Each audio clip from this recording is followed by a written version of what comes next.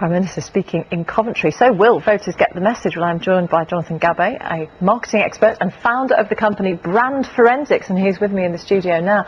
Jonathan, how important is it for politics to have brands these days, for a party to have a brand? It's always been important, actually. Even to go back to the 60s, the 70s, whenever you're going to go back, it's always been important that it's a brand. Because what a brand means, a brand is about a good name, something that you can trust, something that you would want to be associated with.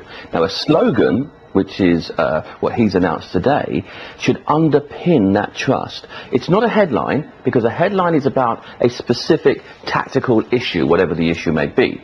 And it's what I call a political pinch. It's something that's going to get to people and say, I recognise that as a problem.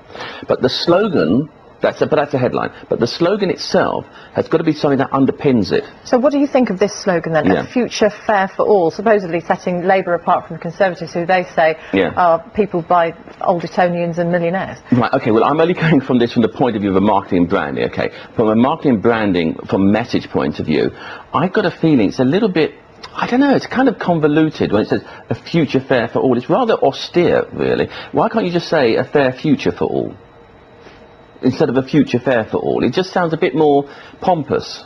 And I don't think he's going for that kind of market. No, I don't think he is. And do you think that will alienate people then, or they won't know what it means? What's wrong with it? I think why can't they say, well, why can't you just speak in a straightforward kind of a way and just say what you want to say? He said, you know, in his speech today, one of the lines that he said, we must stand for the many and not the few. Well, you know what? As a line, as a slogan, stand for the many, not the few, I think it's better than a future fair for all. I mean, and you're also going to get a lot of people who are going to lampoon it, to be honest with you, because they're going to say a future fair for all, and they're going to say fair as in a cost. So I'm not sure.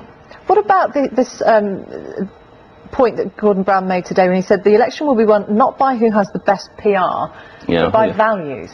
Okay, that sounds like a good PR statement, if ever I heard one. He also kept on going on about change. He says, if you believe in taking this country forward, not backwards, then Labour are the change makers in this election. You're going to hear that word from a PR point of view, I'm talking about the word change, many times. I think they're really trying to take on what happened last year with Obama with change, and he actually took it from, I'm looking at these notes here, from Bill Clinton in 1992, and he said it's time to change America. So they love change, but they never change. There's nothing new, I suppose, in many of... No, nothing changes. What about this idea of how you get the brand out there, how you get the slogan out there, your message?